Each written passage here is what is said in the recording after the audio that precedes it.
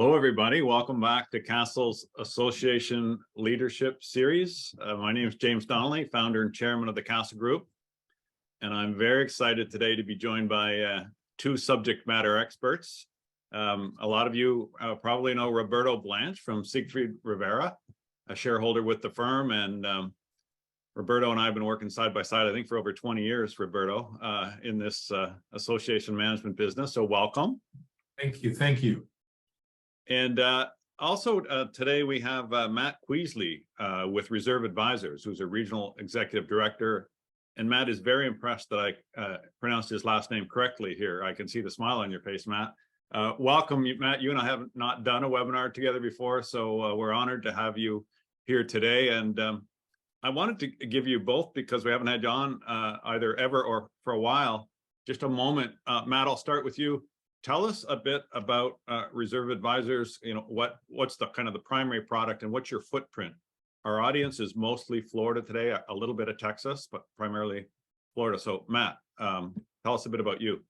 Well, thank you, James. Thank you for having me. Yes, I'm Matt Queasley with Reserve Advisors. I'm a professional engineer and a reserve specialist. Our firm is actually a nationwide firm. We've got offices throughout the country, so we do cover Florida as well as Texas and other areas. I focus on Florida and the southeastern United States. We work with about 3,000 community associations in the state of Florida, and we specialize in reserve studies. That's really our bread and butter, is helping helping communities plan for capital repairs and replacements. We have a team of professional engineers licensed in the state of Florida and have been doing studies here for over 30 years now. Well, you're going to be a busy guy in the next couple of years, Matt. I can tell you that. Roberto, I think most of our audience knows you, but maybe just how many years you've been at Siegfried, and what's Siegfried's footprint in the state? Sure. Thanks, James, for the intro and also for the opportunity. It's always great to be back with the folks at Castle, getting to speak to our client group. Our firm has been dedicated to representing community associations, as well as all stakeholders in the construction arena and the commercial real estate area. My practice, to which I've dedicated myself for the last 23 years at the firm, is focused on representing community associations, whether they be homeowner associations, condos, or co-ops. And we represent associations from Central Florida down to the Florida Keys. So we've got an extensive demographic there and have been privy to a host of issues. And yet I'm always amazed at the fact that I haven't seen it all. And there are always new issues that are confronting us in our practice. So happy to start peeling back some of the layers of this onion during this webinar, James. Well, we'll do that, Roberto, and we're going to put up both of your guys' contact information on a screen at the end of the webinar if anyone wants to contact you. So thank you for that. Reminders to everyone, and for those new with us, basically the format, today's on reserves, and we asked you to submit questions. You did. We've shaped a lot of our Q&A that we're going to have with each other based on those questions, but you can submit Q&A throughout. I see I already have my first question in here. And what I'll do as moderator is kind of process those. I may not ask your question specifically, but if I can weave it in, we will do so. And also, we often get asked, are we recording this and can we see past episodes? The answer is yes. You can go to castlegroup.com anytime, resources, webinars. By midnight tonight, this one will be up. So if you like what you hear today and you want your fellow board members to listen to it, by all means, please do that. I also want to remind you that although Matt and Roberto are going to give us a lot of information today, they are not giving us legal advice or specific reserve advice related to your community, because every community is different. And if you have any questions along the way, you can always submit them to info@castlegroup.com. The team here is monitoring that now and after the webinar. So, reserves is such a hot topic, and I really wanted to kind of lay out how we thought we'd approach it today, because it's not all just about the new legislation. And I'm gonna get Matt kind of take us back a step here. We have HOAs, we have condos, we have people who are subject to the new legislation, we have some that aren't. In fact, Ness, as soon as you take down the agenda, let's put up the first question, which is, what type of community you're at, so that Roberto and Matt can understand what our client base is today. But really what we want to call is, what are reserves? Why do we need to have reserves? And what types are there? How do we fund them? What's the law around them? Can we waive them? How do we invest them? How do we use them? And we're kind of going to go through that flow. And I think, Matt, and then, by the way, we left some time at the end because there's a lot of questions about SB4D and is there going to be a glitch bill? The answer is yes. What's it going to be in it? We don't know. But Matt, maybe I'll get you to start. Just kind of give us some framework, and let's share the results on Q1, Mariness, because I can see we have a few more condominiums. We have about a 2/3 condo and 1/3 HOA. So, Matt, what is this whole concept of reserves? Why do we have to have them? And why, all of a sudden it's now being legislated stronger than ever before? But kind of give us a foundational framework for this discussion about reserves. Sure. And I was disappointed I didn't get to vote because I live in a condominium as well. I'm actually on the board of my condominium, but so this applies to me in many hats. But reserves are savings for capital repairs and replacements, deferred expenditures, or I'm sorry, deferred maintenance or capital expenditures is how the statute defines them. But more plainly, they are the funds to set aside for the wear and tear that's happening on our buildings and our communities, infrastructure, and an HOA every day. So while the project might not happen for 10 or 20 years, the reserves are what we set aside today as the wear and tear is actually occurring due to the environment, due to the usage of the elements. The reserves are so critically important for community associations because community associations are living on a fixed income. They are living on their assessments for their community from their constituents in the community. And the reserves ensure that there will not be a need or a shortfall for repairs or replacements. So I always say, if you're living in a building, the roof doesn't care if you have savings or not. If you have savings for it, it's going to leak at the time that it's going to leak. It's going to wear out when it wears out. The roads, clubhouse, whatever, might be the same way. And when you're on a community association board, you have kind of 4 options. You can go to your reserves and pay for the repair to that item. You could special assess the membership. You could maybe get a loan or financing, or you can ignore that problem and hope it goes away. And we know that do nothing option is never the best option. And so what we've found in 30 years of working with community associations, whether they're HOA or co-op or condo, the reserves are actually probably the least expensive way to fund those repairs or replacements, because there are other costs associated with financing and special assessments, of course. Deferring projects usually means the project's going to cost more in the long run. So if the reserves are set aside, it's actually the most cost-effective way for a community to operate and run like a business, which these communities really are, big businesses in some cases. I'm glad you referenced that, Matt. I say to our clients all the time, it's a corporation. Some of them are pretty big corporations, and just like a public company, there's a board of directors, and they set strategic direction, and management executes it. And this is no different. Robbie, what we get a lot of, even the questions that were submitted for this webinar was, yeah, but I'm older, James, and I'm not going to get the benefit of this. Why would I want to support reserves? And if I could just put that in context, in fairness to a lot of owners, especially ones on fixed income, we've got interest rates going up. We've got insurance rates going up. We have in condominiums, new reserve requirements. So there's all this pressure, and then we have inflation. But Robbie, talk to us about why, as a board member, we have to do our fiduciary duty, and that includes saving for tomorrow.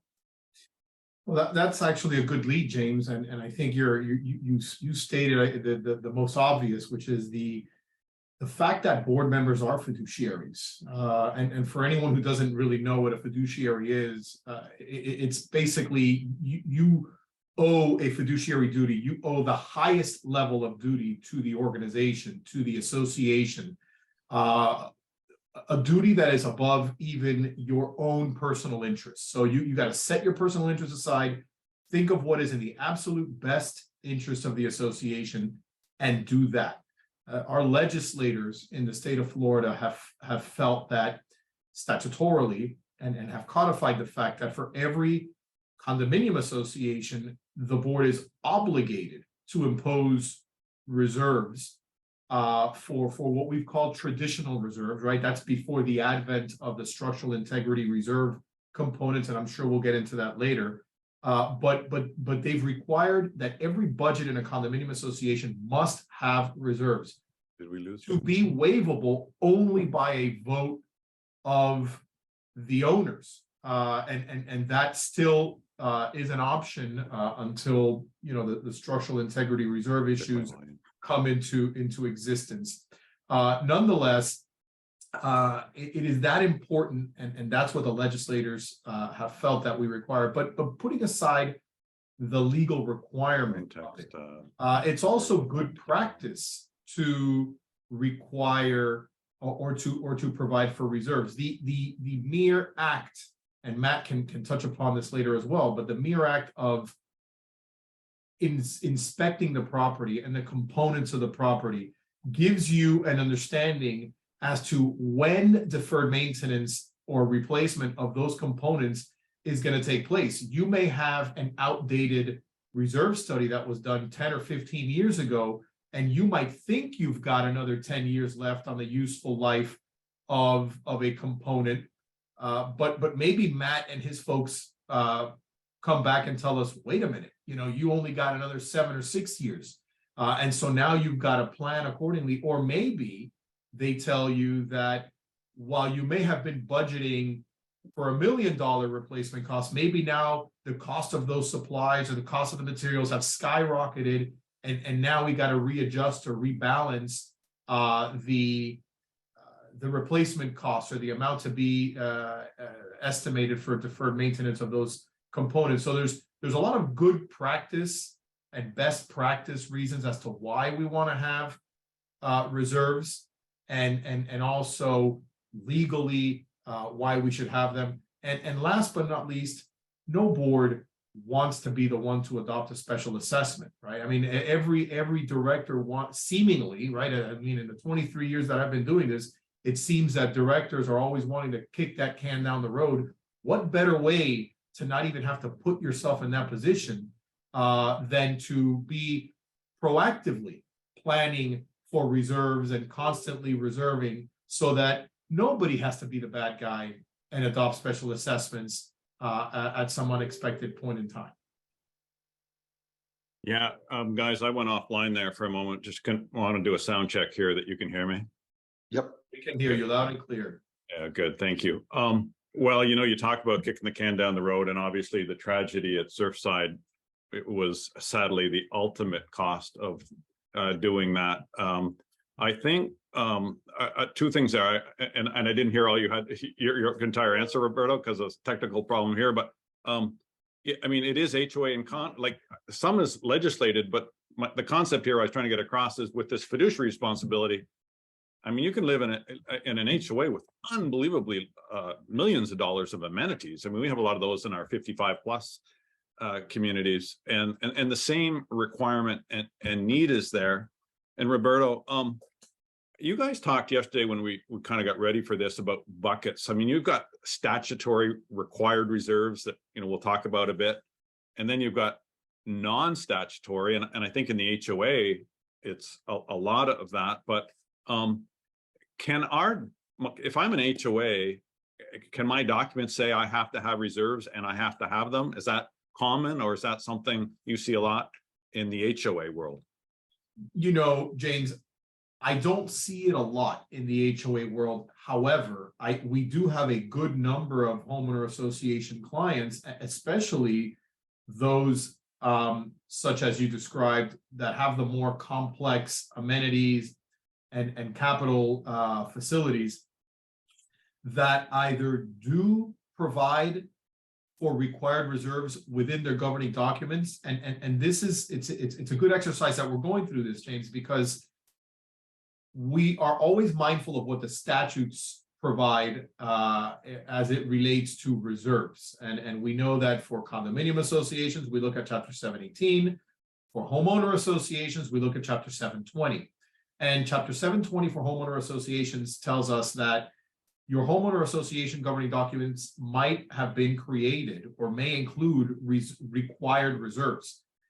Additionally, pursuant to Chapter 720, there is the ability for the membership to vote to establish reserves. And when of course, when they vote to establish reserves, they need to say for what components you're going to be reserving and what other restrictions there might be on reserves.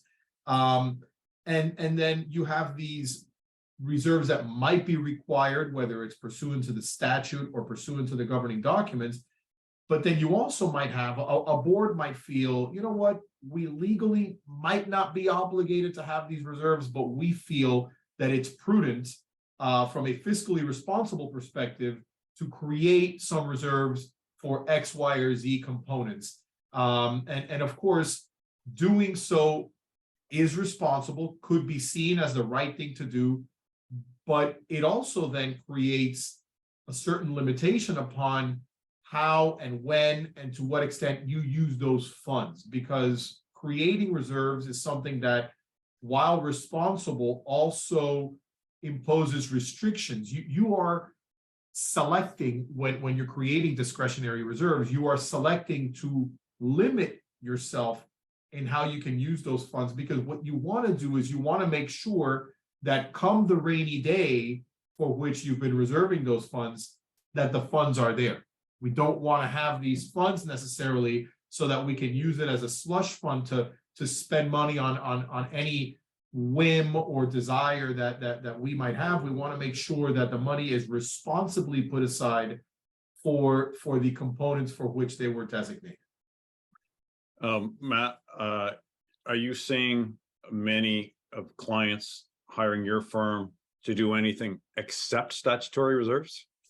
Oh, absolutely. No, and a lot of boards see as good stewardship for the next board and good prudent behavior, as Roberto mentioned, to have a reserve set aside. But what happens in boards all across our country, all across our state, is that there's oftentimes a perception that the board is maybe not doing things with the best interest, or doesn't know doesn't have the best information in place. And so they'll consult us as an independent third party or firms like us to lay a schedule out that we can show to the board and the membership and saying, hey, we're setting aside these funds for these purposes, whether they're statutory or not.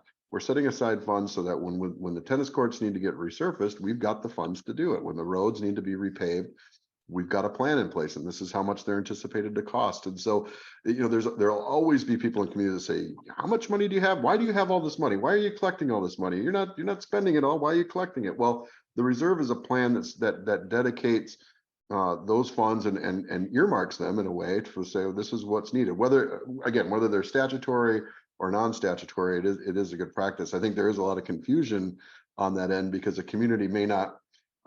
Most communities, I agree with Roberto, are not putting it in their documents. It is likely either a membership vote or the board decided it was a good idea. And what gets confusing over years is you don't maybe have all the minutes from all the past meetings that say, did the membership ever vote on these? Are these statutory or non-statutory? So a lot of questions on the status of existing reserves. And there's a lot of boards that will say, look, we don't want to have the reserve statutory because we want ultimate flexibility with them, because if they're not statutory, there really is no restrictions on those funds. They're not treated like a statutory reserve that must be used on its intended purpose. It really could be used for anything. But the board would say, okay, we're going to maybe have a resolution, either pass a resolution or add something to the documents that say that the reserves are used for the items in the schedule, and they have a schedule that goes along with it. So I've seen both approaches. Many HOAs have trouble getting a quorum, so to get a vote of the membership to approve reserves might be very difficult, but it's still a best practice and still a good idea that many of our associations, about half of the associations we work with actually are HOAs, and many of them. That's interesting. Robbie, you were commenting that you could put it in your documents, and that would, I assume, it would be a change in documents which would require a vote of the membership. But the board could decide to just open up a savings account and start putting money aside for future expenditures. Is that true? Yes, I mean, it all really depends on how the board does it. So if you are in an HOA, for instance, that does not have reserves, the statute gives you the option to get a vote of the members, of the unit owners, to create reserves that would then be like your traditional condo reserves. All right. Then in addition to that, your board can create reserves, which is the example you've come up with. If the board does a proper establishment of reserves, the board can create the conditions pursuant to which the reserves are created and to be kept, or they could create some type of contingency account or contingency fund. I don't consider that contingency type fund in its most general sense to be a reserve fund, because you can use that money, unless you restrict it when you establish it, you can use that money for whatever you want. You can take that money out whenever you want. You can, if you intended to save for a roof, but you never specifically restricted yourself when creating that account, then the next board can come in, or even the same board can just change their mind and say, okay, yeah, just kidding.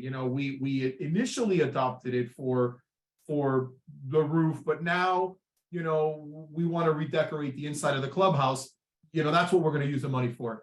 And if they didn't take careful steps on what conditions the funds could be used for, on what components they have to be restricted for, and how we can take the money out, then that board or the future board could nilly-willy, just remove that money and use it for whatever purpose they want. That's not a luxury that a board or even members will have, for instance, in the traditional condominium reserve scenario, or in the reserves that are established by the unit owners pursuant by the homeowners pursuant to Chapter 720, when the majority of the owners vote to establish reserves. So you got to be careful when we define and talk about reserves, that we're clear that when we're going to use the word reserves, at least in practice, I like to say reserves are the types of funds that you are restricted in how you use them, and we tend to govern ourselves by the statute and the governing documents in how we can use those. And then the other rainy day money that is unrestricted, and we'll call those like contingency accounts and rainy day funds, are not per se traditional reserve funds.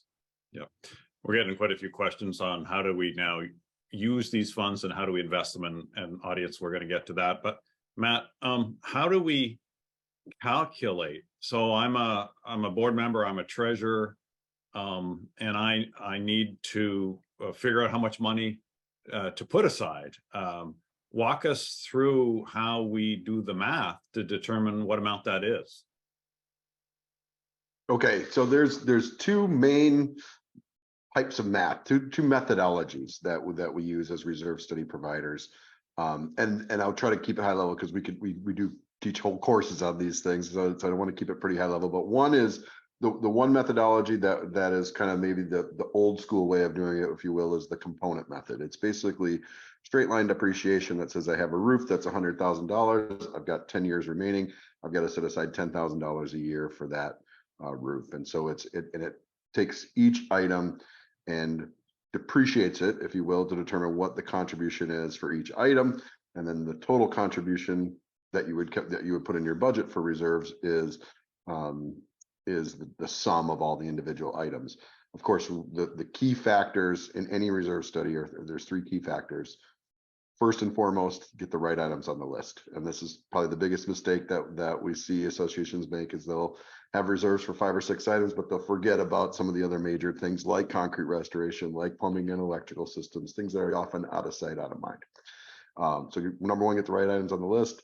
Number two, get the right useful lives and the right replacement costs. So that's the math, and that's where your professionals can help you make sure you've got those three items picked. But the two methodologies, so going back to the methodology, sorry, that's a sidebar there, but the two methodologies, one is the component method, and it was actually required for condominium associations and presumably HOAs that had statutory reserves up until 2002 in the state of Florida, which is unique. Only Florida required segregated analysis, so everyone used the component method, and it was easy to do on a piece of paper. You didn't need a spreadsheet or a software to do that calculation. You just simply depreciated each item and calculated the reserves for each year.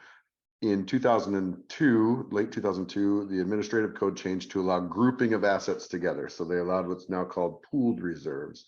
And a pooled reserve is calculated differently in that it looks at a timeline of the entire group and what expenses are expected each year over the entire group. So we look at cash outflows and inflows and determine a cash flow analysis that would keep the reserve group, the pool as a whole, from falling into a negative situation. So falling into an insufficient fund situation. So we, at first, similar to the component method, we identify the expenditures, the useful lives, the replacement costs, but then we place them on a timeline and determine what inflows are going to be needed to keep that pool reserve from ever running out of money. And that's a much more common method now.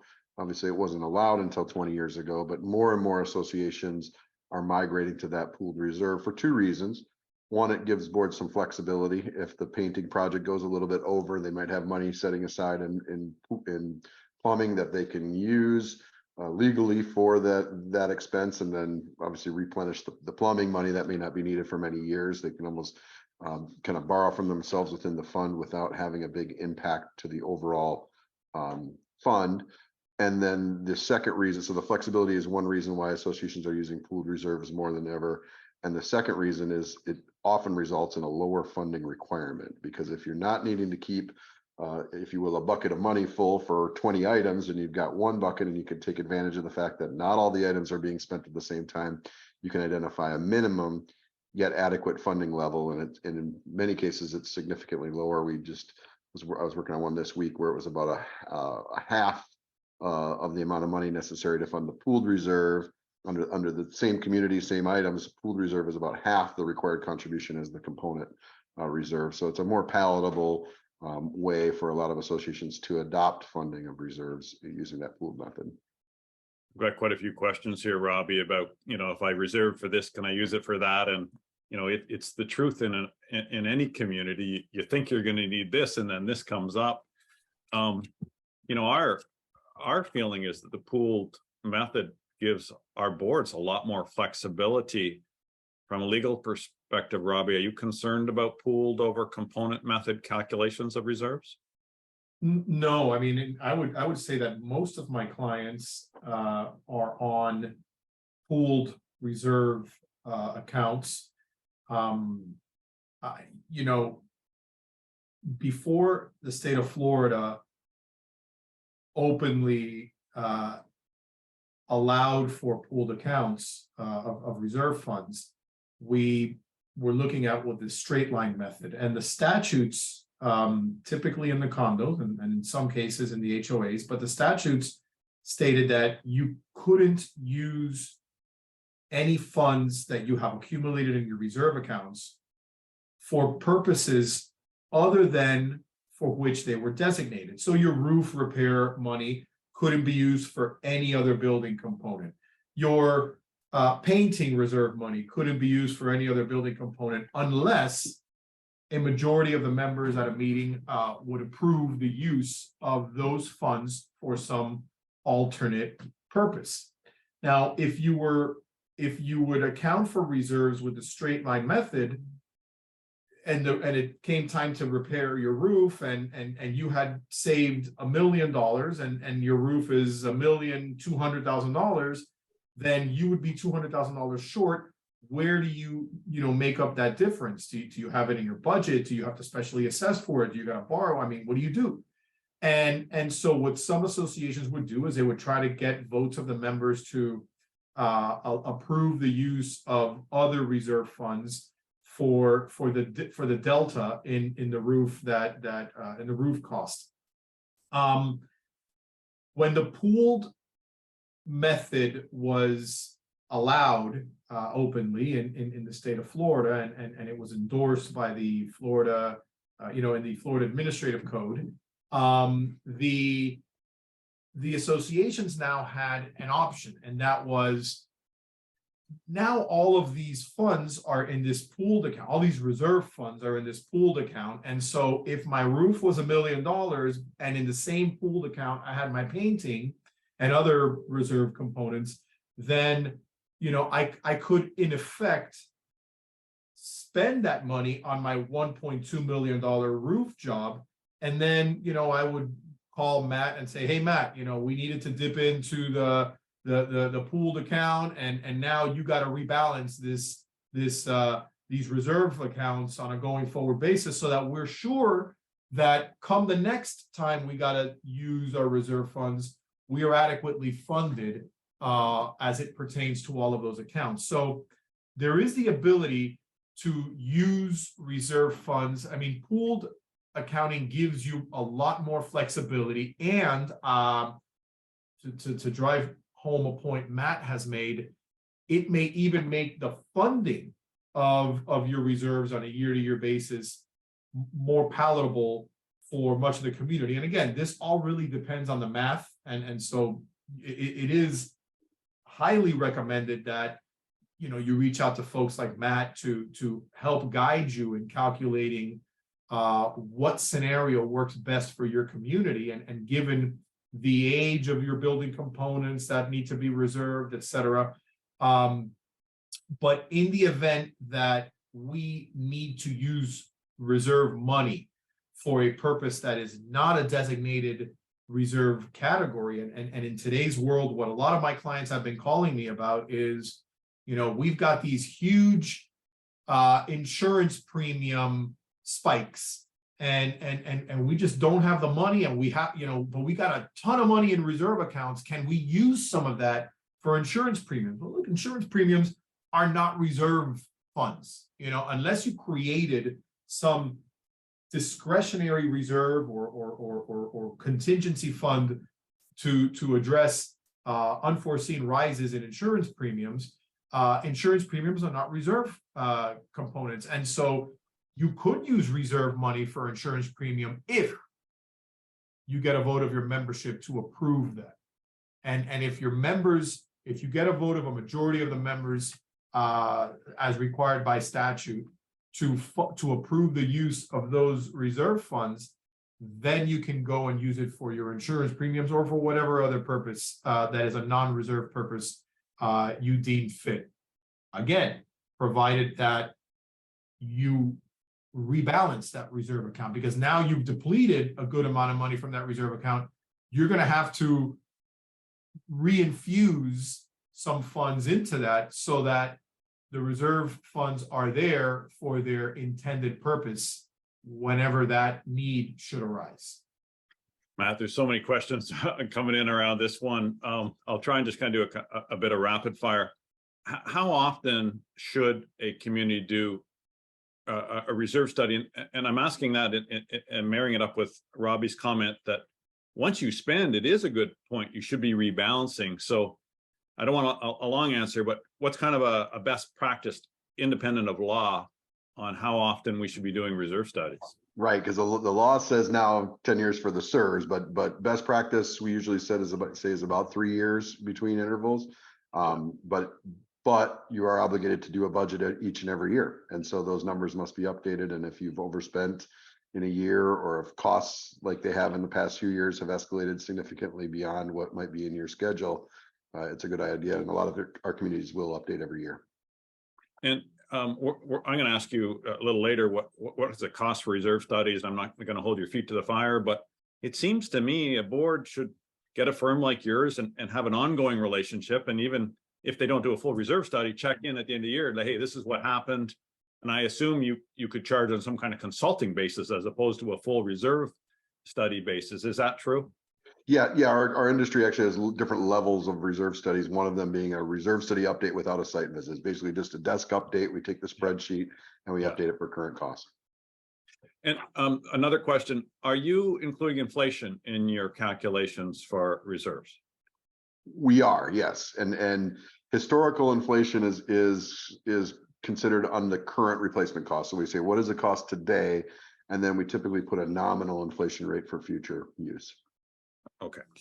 All right. So now we talked about how these things are calculated and they get funded based on two methodologies. It sounds to me like the pooling method is a more flexible one.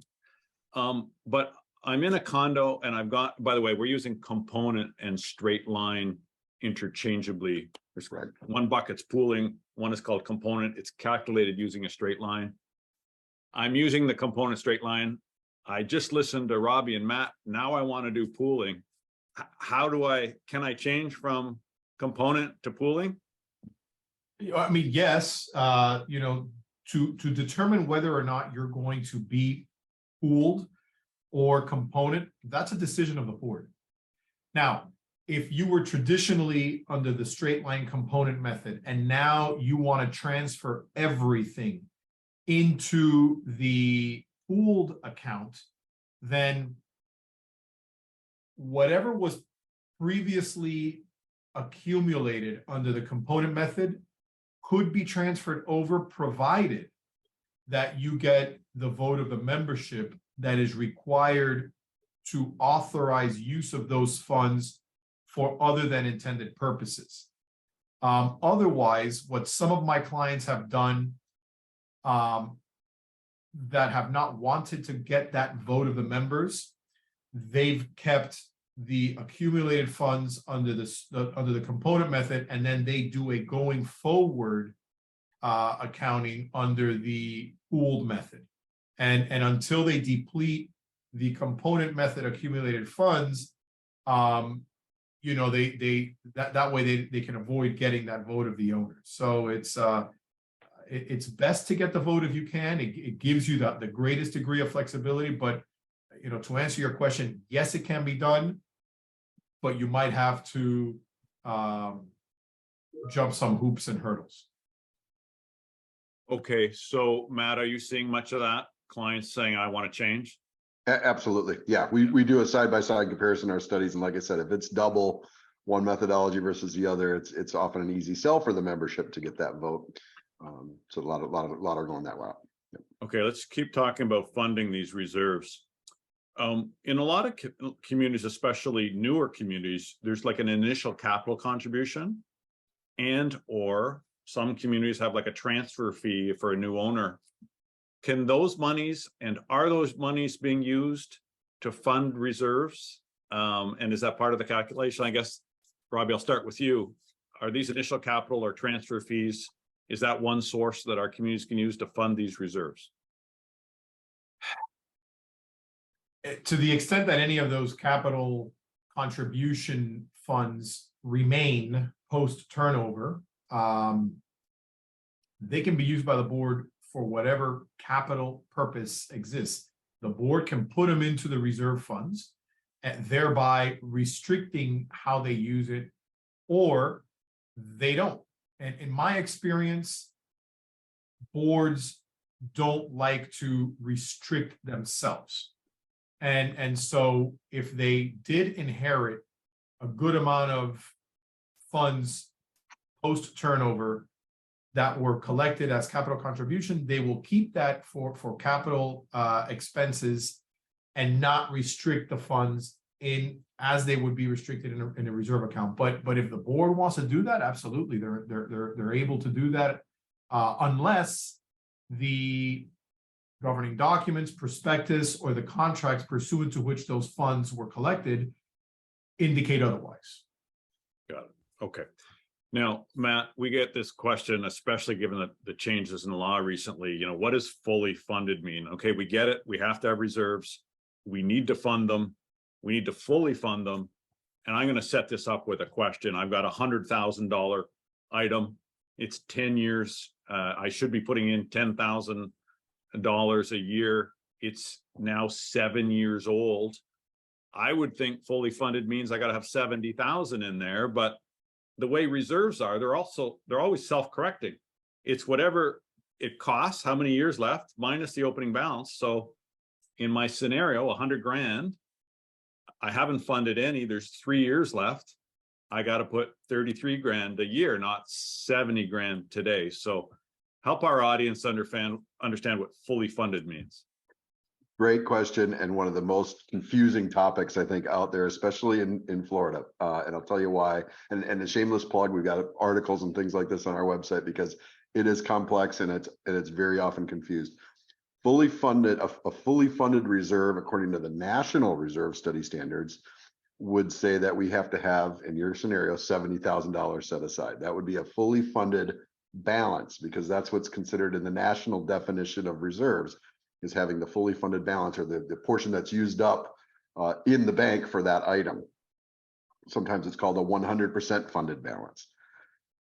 In Florida, when we talk about fully funding reserves, we're often talking about the reserve study or the reserve budget, not the balance. So in Florida, a fully funded reserve, when we say that, we're often talking about having the budget being fully funded, which means the latter in your scenario of 1/3, because I've got 3 years left, 1/3 of that has to be in the budget for next year. And then that budget is considered fully funded. Even if we have $0 in the bank because the previous 7 years we waived the reserves, we might be 0% funded, but have a fully funded budget as long as the next budget has enough to get us the funds available by the time the item needs to be replaced. I think this is really important. We got a lot of boards watching this webinar today that's going, we've got so many cost drivers. How do I just kind of smooth this over? And there's one method. A fully funded budget isn't a fully funded balance, and that's an advantage we have in Florida. So Robbie, I'm going to ask you this one because there may be some legal implications. I'm getting asked by a lot of clients, especially as it relates to the new laws. We do our calculation. We don't have that much money in our budget, but oh, we've got a line of credit over here. Can I use my line of credit and fund, you know, the current requirement in my reserves? You know, I take the position that no. My opinion is that reserves are to be funded, meaning that the money's got to be there. Now, if you want to take out a line, draw on the line, pull the cash out and deposit it in your reserve account, that's fine. You know, and then of course you'll have to be repaying your line as a separate exercise on your financials. But what some of my clients have asked me is to say, well, you know, my reserve consultant has told me that we need to have $3 million in our reserves accounts. We only have 1 million. Therefore, we're going to take out a $2 million line and leave it there as a standby, you know, line of credit. And in the event we ever need to make a draw on it, we can draw on the line. The answer to that is no. That money needs to be vested in your account, not there in a line that you might be able to access. Now, I'm not suggesting it's not a good idea for the legislature to allow for that, you know, explicitly, because it's possible that some professionals and some folks may disagree with me and they may feel that it would satisfy. I don't believe it does. But I would like to see, if it is going to be allowed, I would like to see it legislatively and explicitly allowed. And to this point, I don't see it, and I would not advise my clients to proceed in that. In fact, I've advised many of my clients not to do that. Okay. All right. I want to finish off on funding. So what we've heard is some communities have funded from day one, and it's all good. Some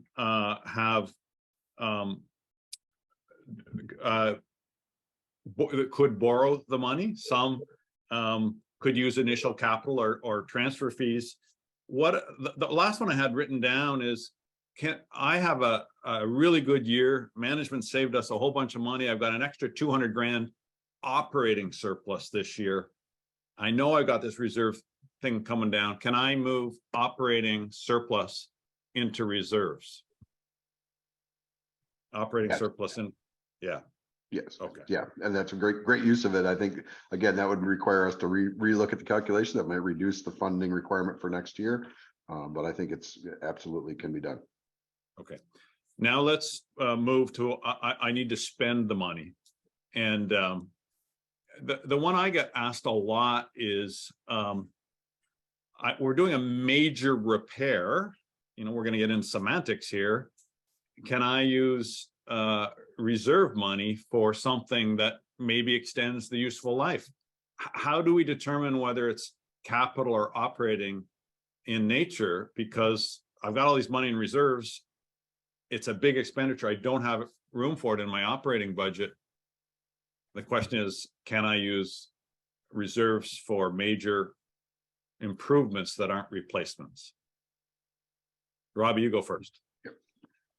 You know, for major improvements that are not replacements, I would say no. I mean, I would, you know, improvements to me means that it's something you don't have, right? I mean, when we're looking at it from the perspective of reserves, you know, you've got a roof.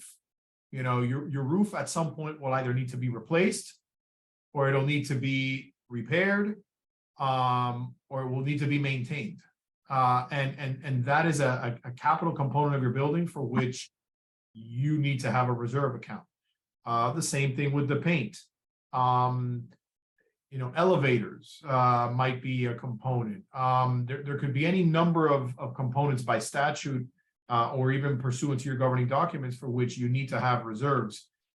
If we are going to build a new social room, and one doesn't exist, I mean, that's not an expenditure that I consider to be an appropriate expenditure for which you can use reserve funds. I mean, you that's an improvement to your property. You know, you've redecorated it. It's a new, I guess it's a new capital investment you're making, but it's not one for which reserve accounts, in my opinion, under the traditional sense, should be used for.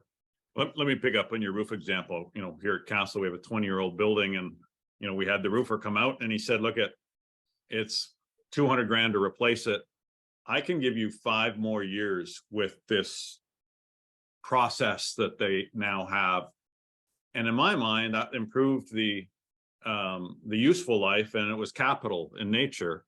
And I know, Matt, I see you wanting to jump in on that. What are you seeing? What criteria are you guys using in the reserve calculation world? So, well, we're kind of lucky in the reserve world. We can kind of play different scenarios and run these things in the spreadsheet. We can easily show the numbers and the cost benefit of that option. But I think I agree with Roberto that, you know, unless the reserve explicitly states that that's what it's intended for, I would say you'd want to get homeowner approval to approve the use of that. Now, again, having a good schedule that says, look, this is going to save us so much over the long run to do this project, maybe it hopefully makes that vote easier. But the statutes do say on a condo that the reserves are set aside for roof replacements. And so if you have a roof replacement reserve, then I would not use it for a coating. We can put in the schedule a roof coating line item every 5 years, and then that would certainly be an acceptable use of the funds if that was adopted by the board. But if it just says roof replacement, I wouldn't use it on coatings or repairs, even though it does likely extend the useful life. And I think it could be justified. I would just make sure to get the owner vote first. Good. You know what, Nessa, I should have put up the last 2 questions. Put up a poll question 2, and then let's share the results quite quickly, and we'll do poll question 3. I just want the audience to see what their peers are doing right now, just asking about how you're funding, and then I'm going to ask you whether you're using pooling or component method. Okay. The other thing that we're finding is, you know, we have a hurricane come through, and I've got this massive deductible. I got all this cash over here in reserves, and I have this big deductible. I think I know the answer, but with an owner vote, can I go and reallocate, Robbie, the money from reserves to deal with my current hurricane situation? I mean, the times that I've looked at that, we try to designate what that deductible money is going toward. If it's going toward delineated reserve components, then I'd say yes.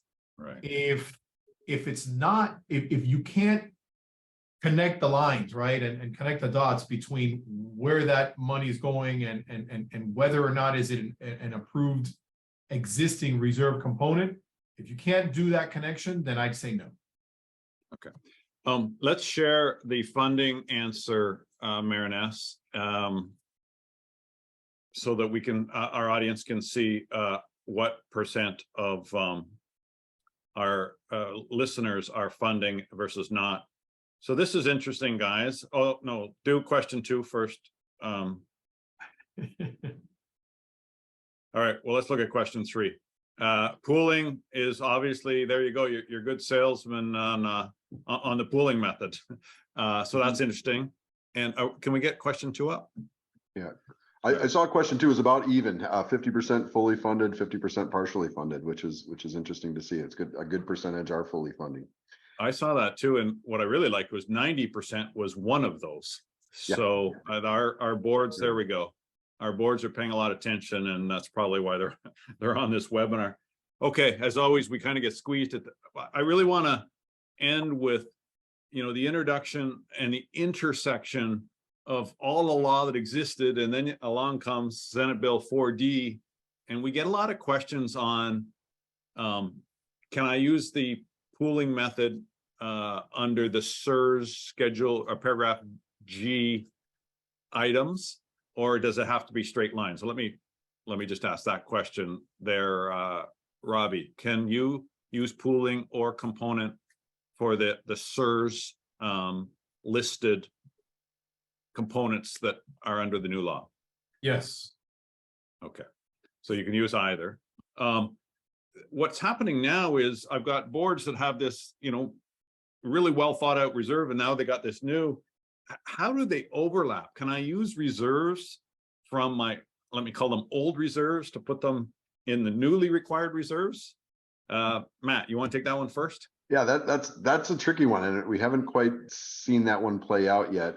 I think that if you're using, again, if you have reserves that were restricted for their purpose, as long as the buckets line up, they wouldn't need a vote, but there maybe needed to be some votes to get the money established. But most importantly, I think we have to think now with this new law, there's going to be an environment, and again, we should clarify this is for condos, not HOAs. The Senate Bill 4D was for condos, but for condos now, we think they're going to have kind of 2 separate buckets of reserves, if you will. Both can be pooled, but does need to be a segregation, because the legislature was very clear they do not want structural reserve money to be spent on any cosmetic issues, and they certainly don't want the structural reserve money to be allowed to be waived any longer. So we do think there's two buckets of reserves, one structural and one maybe traditional or non-structural there. And then as far as how those are established, I maybe Roberto has some ideas. I probably would defer to attorneys on that one.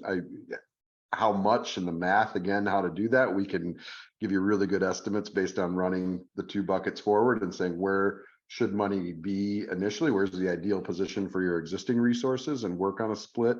But as far as what legal requirements are to make that split, I'd love to see the legislature give us a little bit of a breathing room on this one, so that boards can set off on the right foot. But I've not seen anything to that effect yet proposed. Yeah, what's interesting is that, and just so I can piggyback on that, James, when you look at subparagraph G, which gives you the list of the categories that need to be included in the structural integrity reserve accounts, you see roof there. And roof is also one of the traditional categories. So you have an association that's been historically reserving for roof. Logic would dictate that they've got some of that money already there when creating these now more heavily restricted reserve accounts, especially when you've got a community that's been accounting for it with pooled method. They may not be able to escape getting some vote of the owners to at least approve a partial transfer of those reserve funds into the SIRS reserve categories. It is going to be, I know the communities managed by Castle are definitely going to be doing this. They're going to be heeding your warning, and they're going to be counseling with their lawyers and their reserve consultants, and they're going to come up with the best plan of attack as to how to get these structural integrity reserve accounts set up, and determining whether or not they can transfer accumulated reserve funds into the SIRS reserve components. And if they decide to do that, how they best go about doing that. So that's going to be something interesting to see in the upcoming years. Well, I was up in Tallahassee last week advocating for some of these laws, and obviously it's beyond scope of this webinar, but a lot of these ideas are being worked through the glitch bill that there's one in the Senate and one in the House right now. So we'll see how that goes. We may go a couple of minutes over, but a couple things people really want to know. Under the new law, is the waiver of reserves eliminated? Robbie. Under the new law, it says that the reserves that are provided for in subparagraph G can no longer be waived, and the use for some other purpose is no longer allowed. And so that would be as of December 31st, 2024. Yeah. And then we didn't get to talk too much about investing, but in our prep call, the three of us were all in alignment. Now we can have millions of dollars in these reserves. How do we invest them? And I'm gonna bring it together as more of a statement than a question. There's just no reason any board should put any reserve funds at risk, especially nowadays with interest rates having moved up. You're going to get some return on those monies. So we had a couple questions about investing, and under the current law, there is some latitude, but I think as a best practice, you take absolutely, I don't want to say no, but especially with the banking situation of the last week, but you take minimal risk with those funds. It's the owner's money. It's for a purpose. It's not for speculation. And then the one other question that we get asked a lot of is, if I approve my 25 budget before 12/31/25, which I do, then can I not defer reserve funding to the 26 budget? And by the way, I don't think that's necessarily a good idea, but I believe technically, Robbie, that is possible to do as long as you've approved that budget before 12/31/24. Yeah, and so long as the vote by the members to waive or partially fund those reserves is held before December 31st, 2024. Yeah. And Matt, big question out there is how is the industry going to rally around the need for engineers and architects? And it looks like with the new legislation, more qualified people. But do you believe there's enough people in the state to do all the inspections that need to be done by 12/31/24? I don't. I think that right now the requirement is you have to be a registered architect or a licensed engineer in the state of Florida. Our firm is one of the largest. I mentioned we have 9 licensed PEs, but I don't think we can do more than 1,000 reserve studies. And there's, by some accounts, probably 20 or 30,000 associations that are affected by this. Not to mention the milestone inspections, which we didn't talk about today, but is another requirement for buildings of a certain age, and those are also requiring architects and engineers. So one of the proposals, actually both proposals, have some other qualifications of people that they're maybe thinking about letting do these studies to open up the pool of people that could qualify, could reasonably conduct them. But I think there is a shortage. Yeah, and I think your comment to me yesterday was eventually this, the market will fill in because the demand is there, but we may have some short-term pain. Well, look, you guys, this is fantastic. Robbie and Matt, your brilliance on the subject, I know, is enjoyed by our entire audience. if I just can tie a bow around this, I really wanted to emphasize, it doesn't matter whether you're an HOA or a condo, the need for reserves goes beyond the legal structure of the entity that you're leading. It's a relatively small expense, and I know we even didn't talk too much about your fees, Matt, but if you look at the cost of doing proper and updated reserve studies versus the long-term implications, it's a great investment.